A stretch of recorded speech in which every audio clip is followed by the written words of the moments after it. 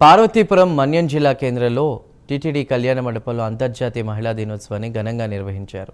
ఈ కార్యక్రమానికి ముఖ్య అతిథిగా స్థానిక ఎమ్మెల్యే విజయచంద్ర హాజరయ్యారు. సమాజంలోని ప్రతి పురుషుడు అభివృద్ధి పదంలో నడిచేందుకు మహిళే ప్రధాన ఆధారంగా నిలుస్తుందని ఎమ్మెల్యే అన్నారు.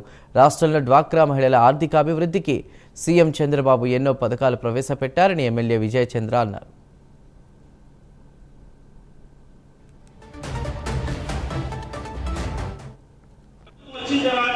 మీకోసం ప్రత్యేకమైన చట్టాలు తీసుకొచ్చాం.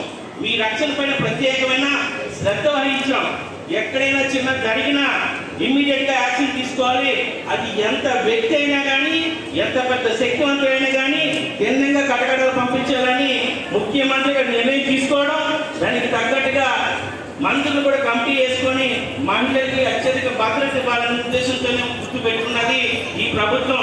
మొన్న మీరు చేసిన సాయం ఎంతంత కాదు, మహిళలందరూ కూడా మాకు స్వేచ్ఛ లేదు, మాకు అన్యాయాలు జరుగుతున్నాయని చెప్పి ప్రభుత్వాన్ని, ఒక మంచి ప్రభుత్వాన్ని ఎన్నుకున్న గొప్ప వ్యక్తుల్లో అధిక భాగం మహిళలే తెలుగుదేశానికి ఓటేసి మమ్మల్ని ముందుంచి మీకు సేవ చేసుకునే రుణాన్ని ఇచ్చిన మీ అందరికీ కూడా మరొకసారి ధన్యవాదాలు తెలియజేసుకుంటున్నాను.